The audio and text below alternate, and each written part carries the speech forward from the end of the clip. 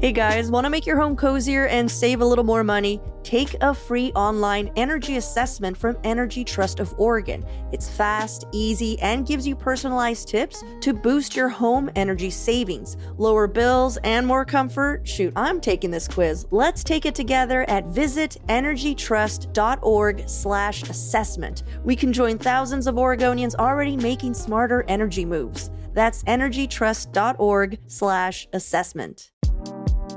You don't have to put your bicycle away for the season just because it's rainy out there. With a little bit of preparation, riding through the rain can actually be pretty awesome.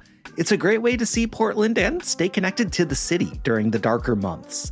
Ride Through the Seasons is a PBOT program that encourages Portlanders to try out cycling year-round through a series of group rides and skill-building workshops. Plus, PBOT is hosting a Rainy Rider photo contest in November where you have the chance to win some awesome swag. To learn more and to get involved, text BIKE to 888-520-0526 or visit portland.gov/ride seasons.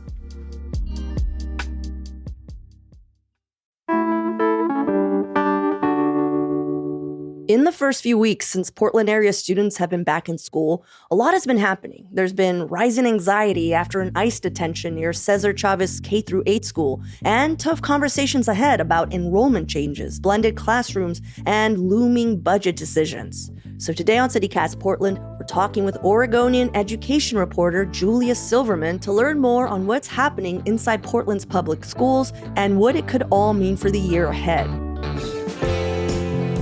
It's Monday, October 6th. I'm Claudia Meza, and this is what Portland's talking about.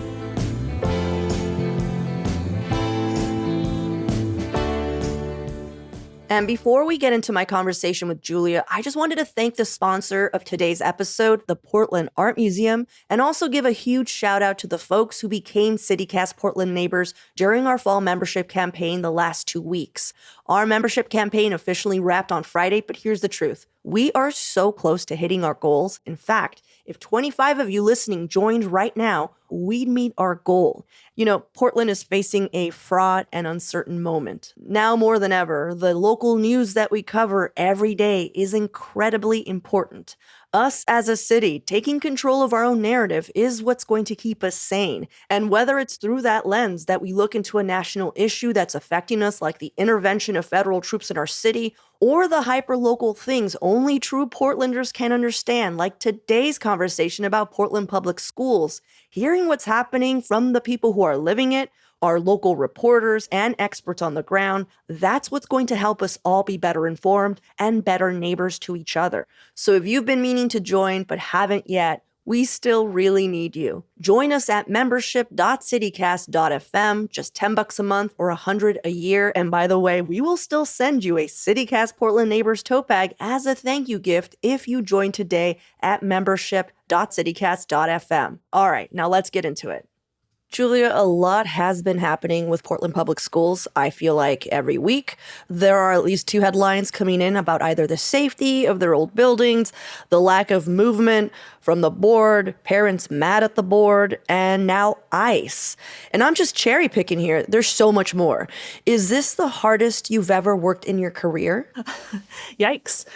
No, it's not. I would say I often point to the Portland teachers strike of fall of 2023 as the time in my career when I was the most sort of wild-eyed and awake at 3 a.m. with my heart pounding.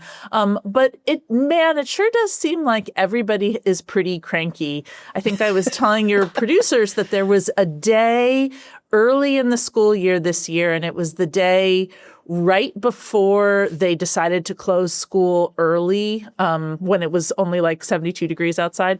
Anyway, so that was on a Friday. This was a Thursday. And my husband came over and was like, "What is wrong with you?" And I was like, "I think my phone is going to burst into flames." Everybody's upset. Everybody wants to talk about it. And I just don't know what to make of it all. But we try to sort it out all the time in the pages of The Oregonian and OregonLive.com. Yeah, so what I'm hearing is, just a day in the life of an educational reporter. Well, let's jump right into an issue that's been all over local and national headlines the past few months. ICE. I know there have already been a few incidents with ICE showing up on school grounds. I live in North Portland, and there has been a lot of concern because North Portland, like other areas in the metro region, is home to a large community of Latin immigrants. And there has been talk of ICE showing up on school grounds and even at parents' workplaces. And you wrote specifically about an incident that happened a couple of weeks ago where ICE detained a Cesar Chavez School parent here in North Portland on his way to work.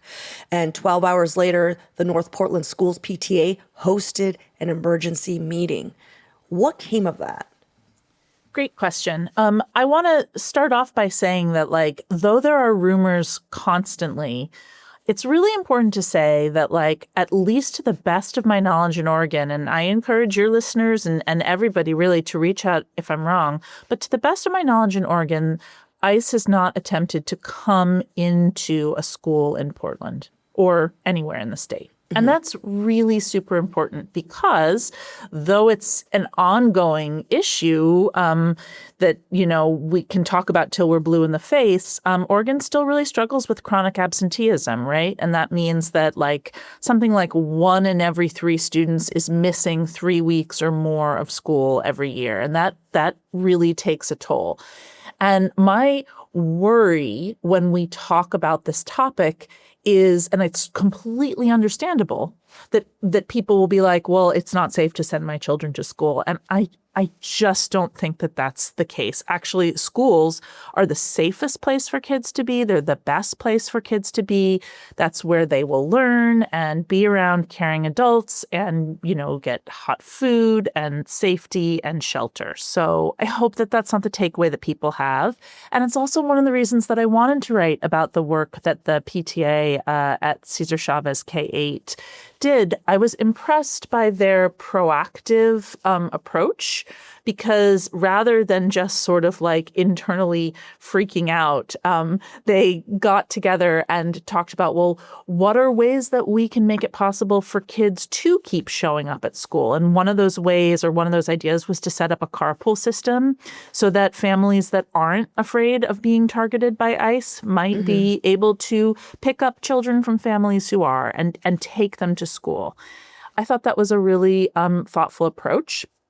I think it's also worth pointing out that in our atmosphere of sort of fear that has been created with these increased presence of immigration and customs enforcement agents in neighborhoods, I wonder how safe people will feel about sharing their address and information with others from their school community, even though they may know that it comes with the best of intentions. You mean you're talking about for the pickup and stuff? Exactly. Yeah. Like, I just don't know if you want your name on a master list right now, or maybe you do. So it's on my list actually to check back in with folks from that community. I know their school counselor was going to be instrumental in helping to set up that effort.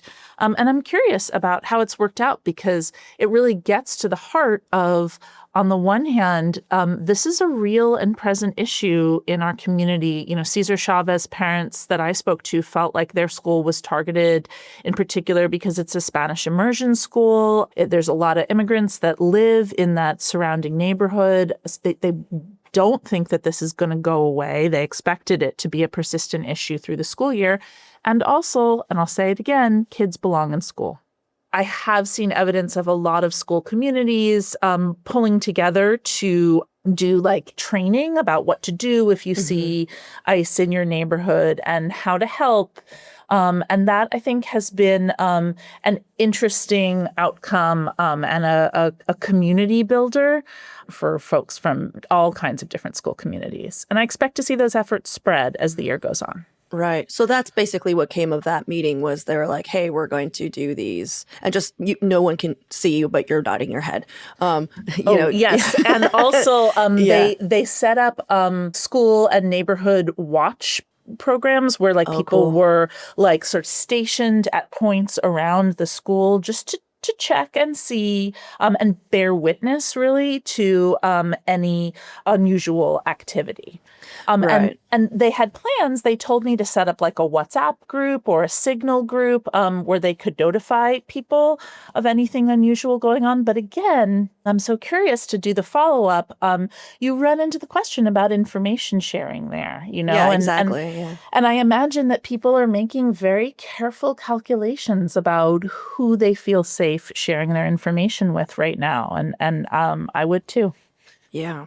So what I'm hearing is there's more vigilance, some training on how to handle situations if ICE were to show up, and also a possible carpool system Right. where the people driving and the people in charge of it are not intimidated or at all targets of ICE. Let's put it that way. Right. So do you think this could be a good model for other schools in our area? Do you think that this PTA meeting, as someone who has been covering this for a bit, like, is this something that district leaders should be incorporating?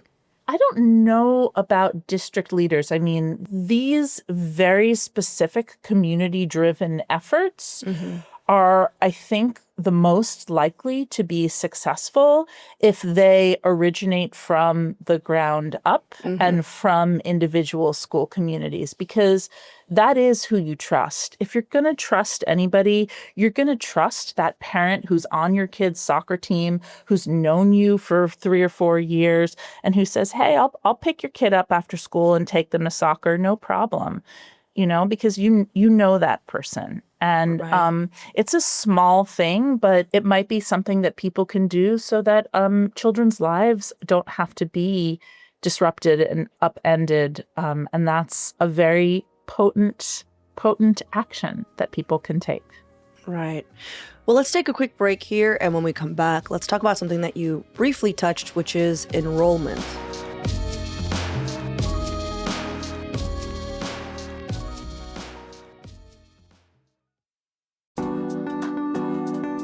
Dive back in time to explore what lurked beneath the surface in Monsters of the Abyss, aquatic predators past and present, on view now at the Oregon Museum of Science and Industry. This fully immersive exhibition brings guests through millions of years to witness the rise and fall of Earth's most famous and feared aquatic predators. Visitors can also come face to face with a full replica of a Spinosaurus, an aquatic dinosaur larger than a T-Rex. There are real fossils and full replica skeletons of some of these sea monsters. Plus, there are live animals in the exhibit, including an Asian water monitor, a diamond terrapin, a caiman lizard, and so much more. Get your tickets today at omsi.edu. That's omsi.edu.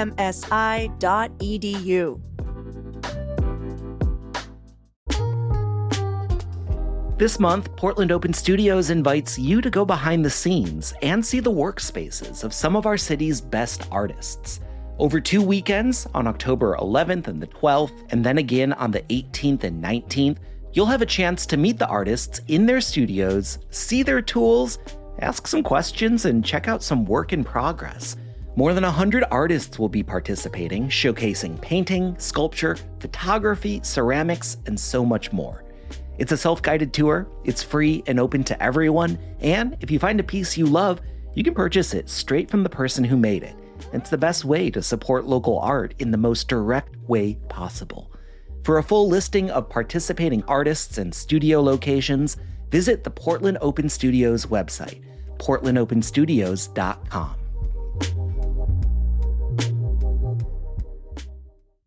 Another significant issue facing Portland schools right now is enrollment, as you were saying.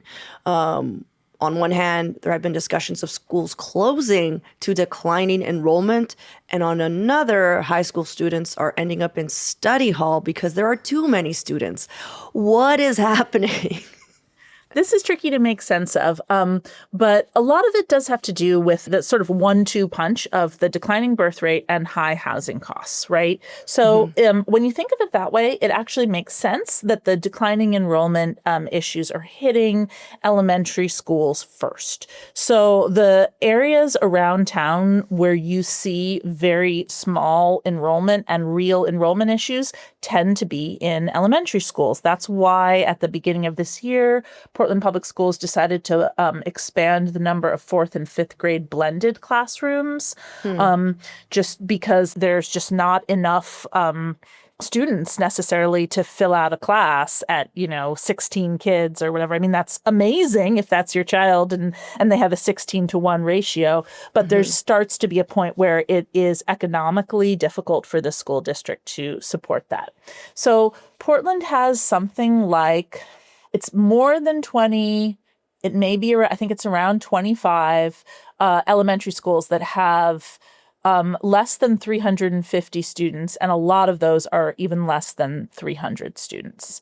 And in a sense, again, there's something lovely about that, right? In a small neighborhood elementary school, everyone knows your kid knows everyone, all the teachers know everyone's names, and that can be like a really beautiful, sweet community model.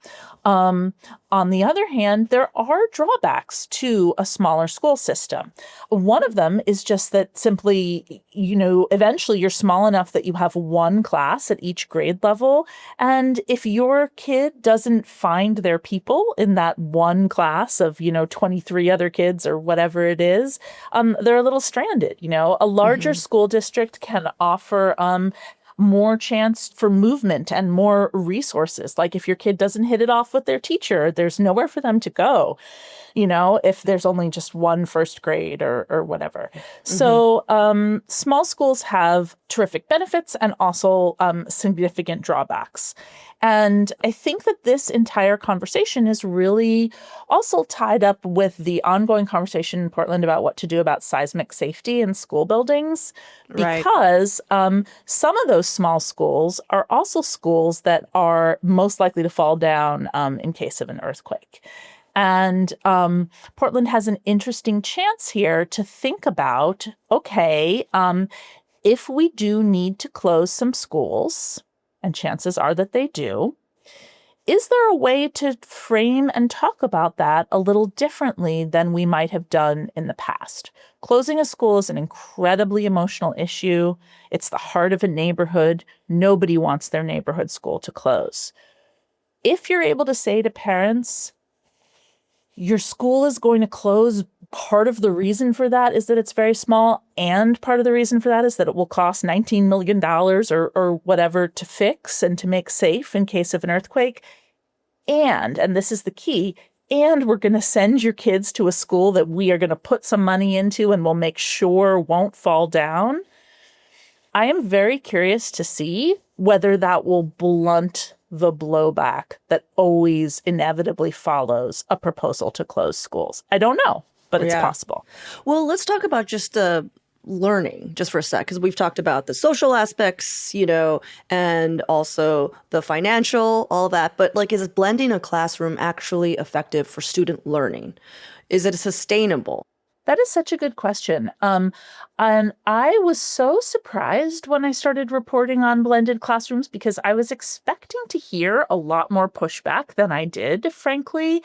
And in fact, when I spoke to teachers, and I spoke to, I think maybe 4 or 5 who had taught in blended classrooms before, a lot of them were like, this can work. And not only can it work, it can be a really powerful classroom tool. The 4th graders rise to meet the level of the 5th graders. The 5th graders get a chance to be leaders. And everybody gets to sort of mix a little bit and maybe find some new friends that they wouldn't have had before.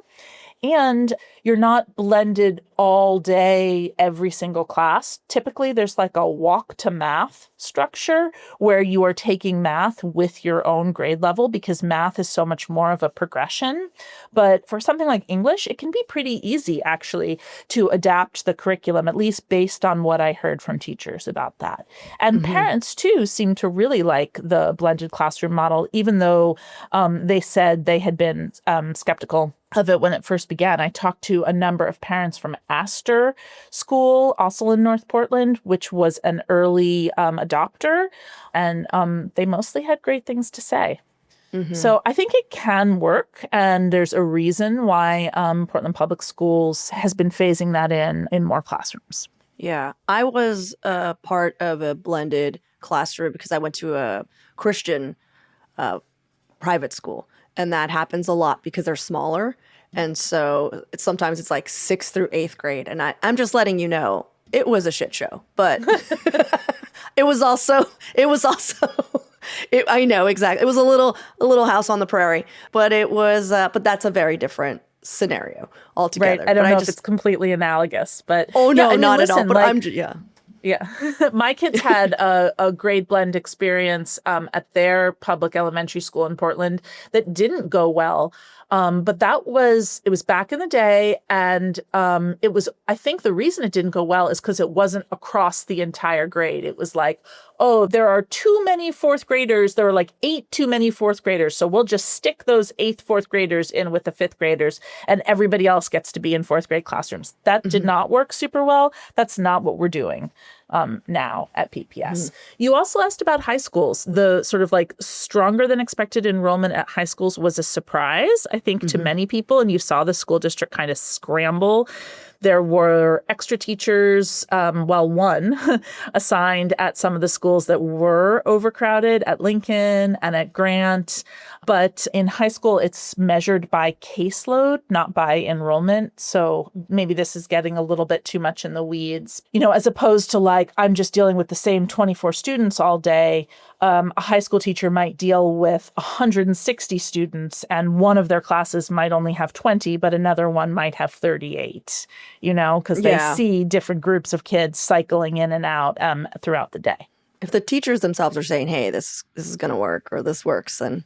For the 4th and 5th grade blends, yes. And I tell you what, I was surprised by that too. So, but that's a great reminder to check back in with them as well and say like, hey, like we've had a month or 2 under our belt. How's it going? So if you're listening and if your kid's in a blended classroom, shoot me an email, jsilverman@oregonian.com. I'd love to hear more about how it's going. Yeah. Well, I'm curious what you think about the school board's new ethos of not sweating the small stuff. Willamette Week put out an article about, their new strategy and how they're dealing with meetings and contractors and just all that stuff. It's their strategy of being more unified and productive. And I'm curious what you think about it. I thought it missed the mark a little, and I will tell you why. First of all, I think it's a little early to be able to make any sweeping assessments about what the school board is going to do or not do this year.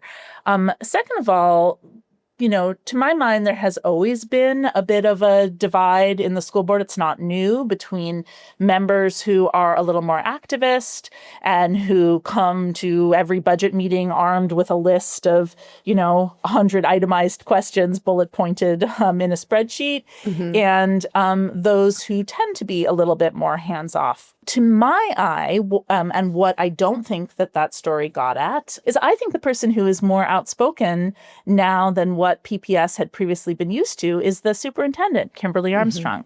She's in her 2nd year now at PPS, and I have watched over the past year as she has spoken up in school board meetings and sort of said, like, back off and let me do the job that you hired me to do, in ways that I never saw her predecessor do. Now, whether or not you think that's a good thing depends upon whether or not you agree with what it is that she is pushing for. But, that can be something like last year's conversation about, well, should we include a Native Student Center or a Center for Native Student Excellence in the 2025 bond, which is ultimately something they did not do after Superintendent Armstrong pushed back pretty strongly against it, to, I have reported quite a bit lately on conversations about how to handle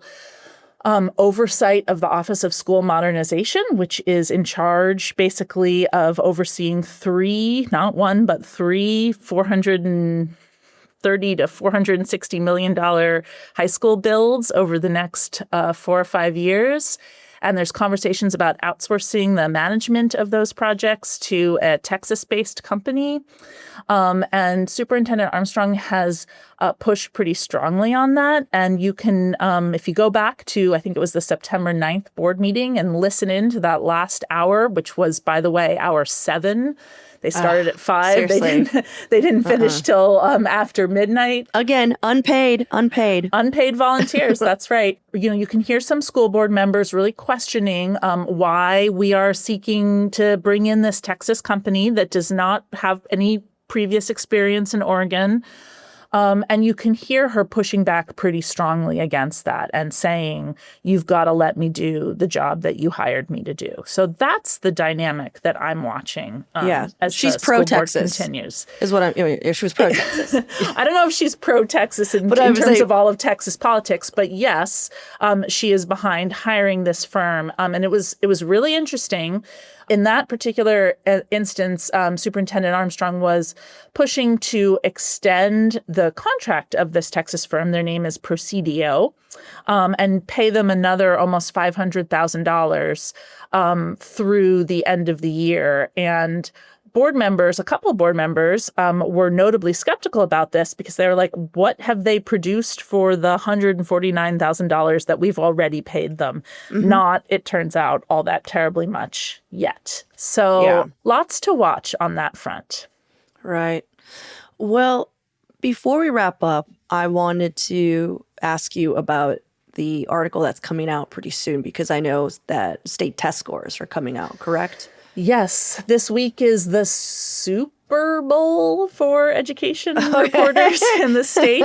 We actually we have Slack, an education reporter Slack which is just like reporters from Ashland and Bend and Portland and LeGrand, and we've got some bingo card guesses for the phrases that will come up in this year's conversation about test scores. But yes, briefly, since the pandemic, Oregon students have showed very little academic rebound on reading and math scores, at least measured by state standardized tests. Test scores are an imperfect measurement. They're only one factor in how schools are doing, and how students are doing, but they are an important one. They provide us a yardstick, right? A pulse.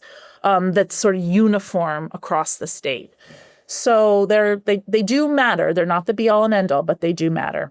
This year, the word on the street is that at long last, Oregon students may have turned the corner post-pandemic. I still have some questions about that.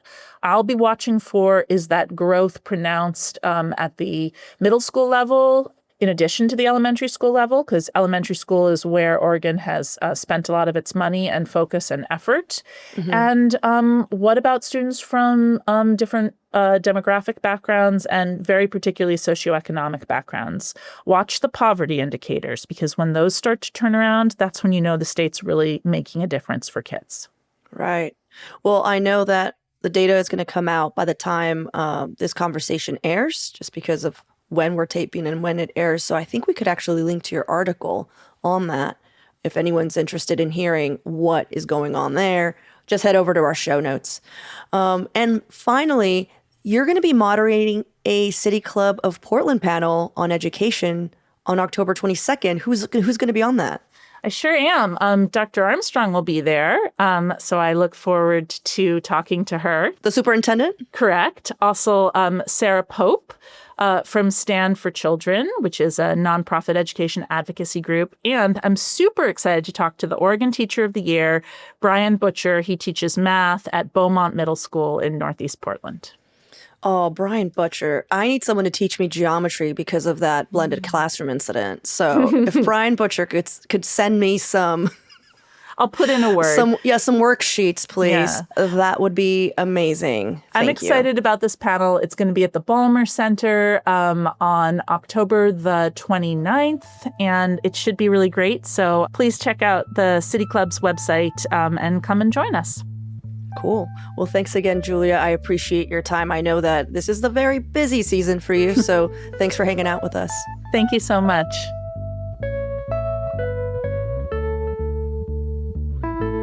Thanks again to the sponsor of today's show, the Portland Art Museum. And again, a huge shout out to the folks who became CityCast Portland neighbors during the last 2 weeks, including Kathleen M., Kenny K., Madeline K., Katie C., Leanne O., Zeb G., Constance T., Tammy W., Elizabeth T., William N., Casey C., and Beth M.S. And apologies if I mispronounced your name. You can join the hundreds of Portlanders who support this show and get great perks by becoming a CityCast neighbor. Visit membership.citycast.fm.